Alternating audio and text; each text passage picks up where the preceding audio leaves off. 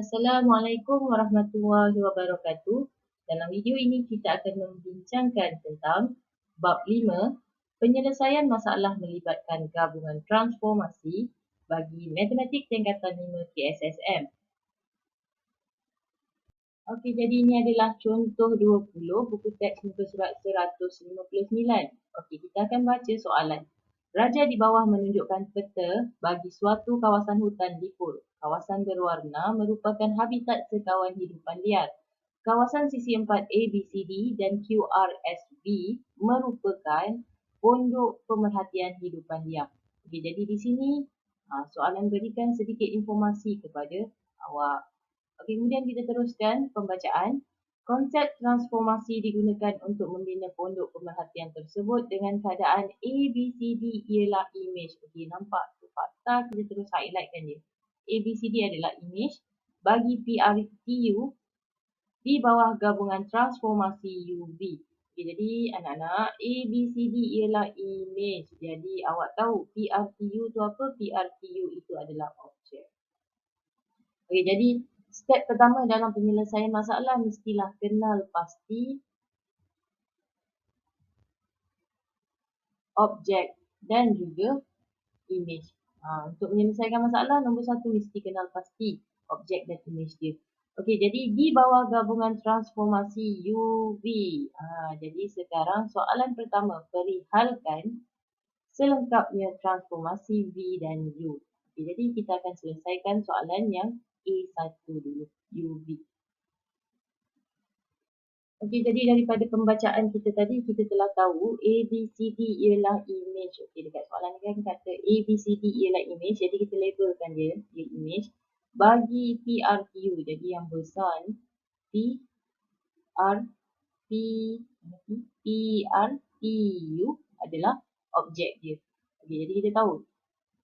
Ni objek, ni image dia. Okey, kemudian dia minta kita perihalkan.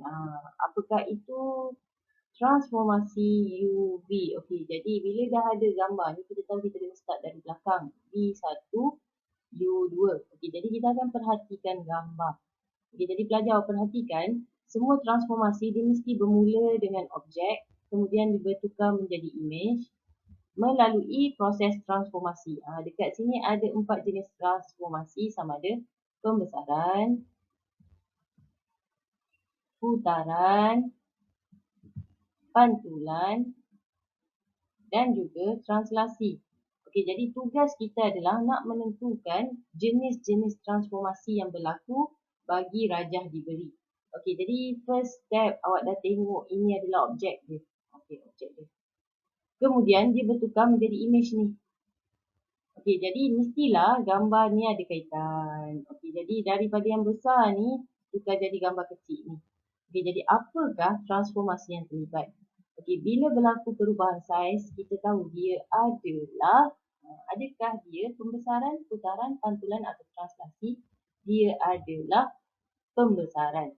Walaupun saiz dia makin kecil, kita tahu dia adalah pembesaran. Okey, jadi dia pembesaran. Kita boleh buat sedikit nota kat sini. V tadi adalah pembesaran. Mana cikgu tahu dia pembesaran? Sebab berlaku perubahan saiz. Daripada besar jadi kecil, nama dia pembesaran juga. Okey, jadi untuk buat pembesaran ni, dia ada kawan dia. Pembesaran mesti ada pusat dia. Okey, jadi kita akan cari pusat dia. Untuk cari pusat, awak kena gabungkan semua titik yang sepadan. Atau kita panggil semua bucu yang sepadan. Okey, asal objek dia adalah U. Bila dia berlaku perubahan saiz, dia jadi V. Ni objek dia, ni image dia. Okey, kemudian kita ambil pembaris dan kita sambungkan dia panjang-panjang. Ambil pembaris, sambungkan dua titik ni panjang-panjang. Pakai pembaris dia. Okey, jadi kemudian kita akan buat untuk semua titik yang ada. Okey, jadi dekat sini cikgu dah siapkan sambungkan semua objek dan image yang sepadan. Boleh rujuk gambar U, dia punya objek. Image dia adalah V. Saya ambil pembaris, saya sambungkan dia panjang-panjang. Kemudian yang kedua, P, objek, dan image dia adalah Q. Dan yang ketiga, bucu yang ketiga adalah T dan juga S. T objek dan S adalah image dia. Okey, jadi awak akan sambung dan awak akan dapati ada satu kawasan semua titik tersebut bersilang atau bertemu. Okey, jadi dekat situlah kita panggil dia sebagai pusat pembesaran. Okey, jadi kita label sikit pada Raja. Ini adalah pusat pembesaran. Okey, jadi untuk dapat pusat pembesaran kita akan baca koordinat sini 0 naik Y1. Jadi tulis pada ruang jawapan pembesaran pada pusat 01. Okey. Lagi satu, mesti ada faktor skala. Pembesaran ni dia macam package lah. Dia mesti ada pembesaran pada pusat dengan faktor skala berapa. Okay, jadi untuk buat faktor skala, cikgu buat sedikit formula kat atas ni. Saya imbas kembali kepada awak. K sama dengan panjang image dibahagikan dengan panjang objek. Maksudnya image dengan objek ni mestilah sepadan ya. Macam kita tadi. Okey, jadi kita cari tepi dia yang sepadan. Okey, jadi kawan-kawan ingat lagi tak? Yang besar ni adalah objek dia asal. Kemudian yang kecil ni tadi adalah image. Okey, jadi kita akan cari sisi yang sepadan dia. Okey, jadi nak kira ni pun boleh. Kalau awak kira TU, kawan dia SP. Awak kena kira macam tu. Okey, jadi cikgu nak kira yang paling pendek lah. Saya ambil PR dengan RQ. Okey, jadi ikut formula kita, dia kata panjang image dulu. Okey, jadi cikgu kira panjang image yang kecil ni. Ni image. Okey, saya kira kotak dia. Kotak dia satu saja. Mana kotak yang saya kira ni? Satu. Okey, jadi saya gantikan dalam formula. Satu dibahagikan dengan panjang objek. Okey, panjang objek 1, 2, 3. Okey, jadi cikgu pun tulis 1, 2, 3. 1 bahagi dengan 3. Okey, jadi faktor skala kita adalah 1/3. Kenapa ada pecahan? Sebab gambar semakin, image dia semakin kecil daripada objek. Okey, jadi faktor skala adalah 1/3.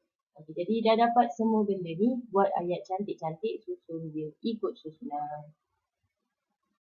Di sini cikgu dah tuliskan jawapan dia. Inilah susunan ayat cantik-cantik ni.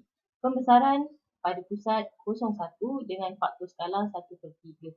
Okey, jadi cikgu nak ingatkan lagi sekali, jangan lupa package dia ni. Pembesaran mesti ada pusat dengan faktor skala. Okey, jadi kemudian kita dah siap V. Ingat kembali soalan kita tadi, dia kata UV.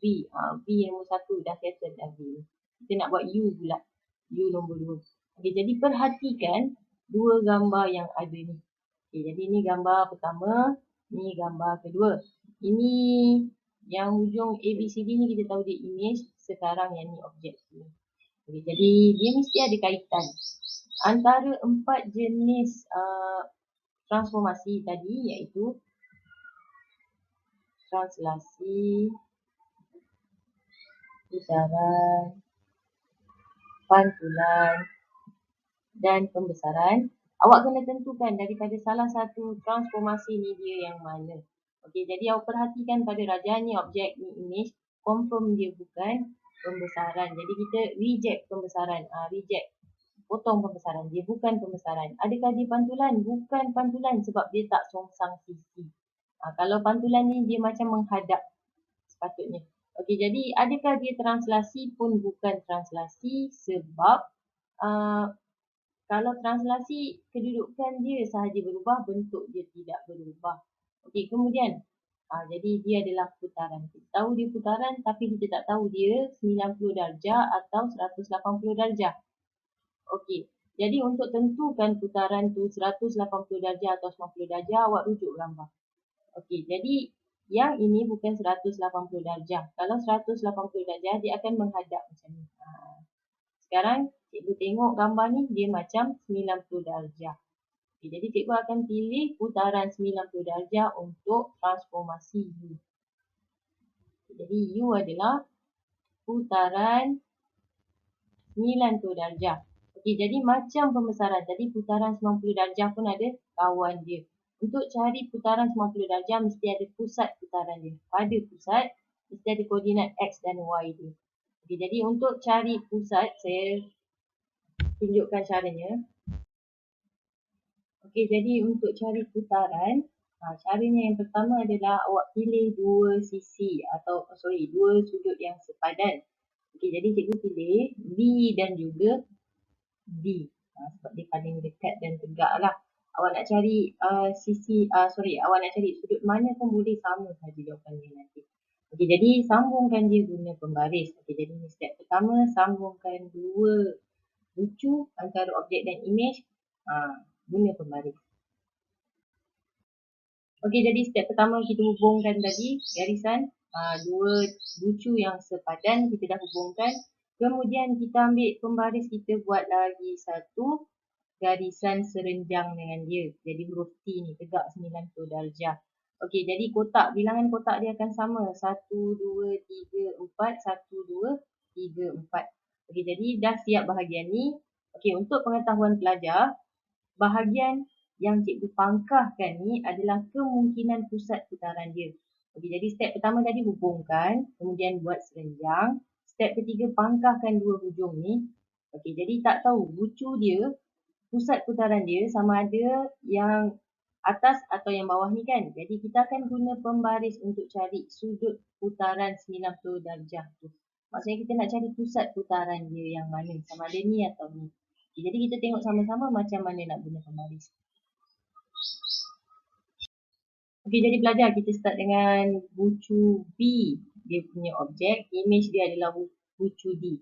Okey, jadi kita nak tengok adakah dia sepadan. Jadi dah letak pembaris macam cikgu buat ni. Awak kira kotak dia. 1, 2 kotak, 1, 2 kotak, jumpa dia punya objek dan imej. Okey, jadi untuk bucu yang pertama ni dia dah penuhi. Okey, jadi kita akan try bucu yang seterusnya. Okey, jadi jangan lupa bucu pembaris awak mesti sentuh dekat pusat putaran yang kita nak tentukan tu. Okey, kemudian garisan pembaris mesti melalui titik yang nak diputarkan. Kalau ikut soalan ni, cikgu nak putarkan Q ni, cikgu nak tengok dia jumpa tak A ni. Okey, jadi Q mesti jumpa A. Saya kirakan kotak dia. 1, 2, 3, 4 sampai bucu. Okey, lepas tu 1, 2, 3, 4 jumpa titik A. Jadi putaran pusat ni betul. Kita try titik yang lain dulu. Okey, jadi macam biasa pembaris awak jangan alihkan daripada dia punya pusat putaran ni. Okey, kemudian kita nak try titik S ni. Okey, S jumpa tak kawan dia C, kita kira kotak dia. Okey, jadi 1, 2, 3, 4, 5, 6, 7. 1, 2, 3, 4, 5, 6, 7. Okey, jadi dapat 7 juga. Jadi betul lah S ni dia punya imej adalah C. Jadi kita try titik yang lain dulu.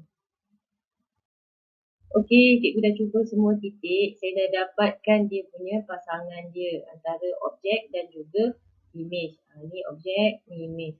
Saya dah jumpa pasangan dia semua melalui satu pusat putaran dia.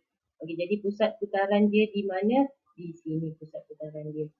Okey, jadi bila kita dah cuba yang atas ni, dapat semua bertemu, tak perlu lagi cuba pusat putaran yang bawah ni. Dia sama ada salah satu kan. Kita dah dapat yang atas, maknanya yang atas tu jawapan dia. Okey, jadi awak bayangkan pada Raja, yang ini adalah objek, yang ini adalah imej. Dia berputar macam ni. Jadi, kalau guna Raja, kita bayangkan dia berputar 90 darjah seperti ini. Dia putar 90 darjah. Okey, jadi jawapan kita adalah putaran 90 darjah lawan arah jam pada pusat 36. Pusat ni yang dapat daripada koordinat 3 dan juga 6. Okey, lawan arah jam kerana gambar ni pusing ke sebelah kanan ni. Kalau ikut arah jam di sebelah sini. Okey, jadi kita akan pergi ke soalan yang terakhir. Okey, jadi soalan terakhir. Diberi luas pondok pemerhatian ABCD ialah 4.5 meter persegi. Hitung luas dalam meter persegi kawasan berwarna. Okey, jadi dekat sini, pondok pemerhatian ABCD 4.5 kita tuliskan. Dekat sini ni imej, ni objek. Nilai dia adalah 4.5 meter persegi. Okey, jadi soalan dia nak hitung kawasan berwarna ni berapa nilai dia. Jadi balik kepada rumus kita. Luas imej sama dengan K kuasa 2 darab luas objek. Okey, jadi apa itu K? K itu adalah faktor skala yang kita dah kira tadi pada soalan A. Okey, jadi soalan nak kawasan berwarna. Soalan nak kawasan berwarna, maknanya dekat sini kita ada dua kerja. Yang pertama, awak kira luas kawasan yang besar ni, maknanya TURT. Awak nak dapat kawasan berwarna, mestilah awak tolakkan dengan segitiga yang kecil tu, iaitu SVRQ. Awak akan dapat jawapan kawasan berwarna sahaja. Okey, jadi awak akan dapat jawapan TU SVQ. Jadi, step pertama kita mesti tahu nilai luas objek yang besar ni. Okay, jadi, dekat sini kita terangkan, kita kena cari luas objek yang besar, tolakkan dengan luas imej yang kecil ni, barulah kita dapat luas kawasan berwarna. Okay, jadi, untuk selesaikan soalan ni, kita kena guna rumus dia, luas imej sama dengan K kuasa 2 darab luas objek. Okay, jadi soalan dah beri luas imej ialah 4.5, gantikan sahaja pada ruang jawapan. Okay, jadi luas imej tadi 4.5. Sama dengan K. K kita tadi 1/3 kalau rujuk soalan, sama dengan luas objek. Okay, luas objek yang mana? Yang kawasan besar tadi, iaitu TURT. Okey, jadi tekan kalkulator, awak akan dapat nilai 4.5. Yang ni pindah sebelah sana, dia akan jadi darab jadi bahagi. Jadi bahagi dengan 1/9. Sama dengan luas TURT.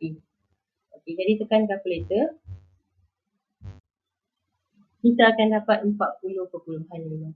Okey, jadi 40.5 ialah luas TURT. Maknanya dekat sini, semua kawasan besar ni luas dia 40.5.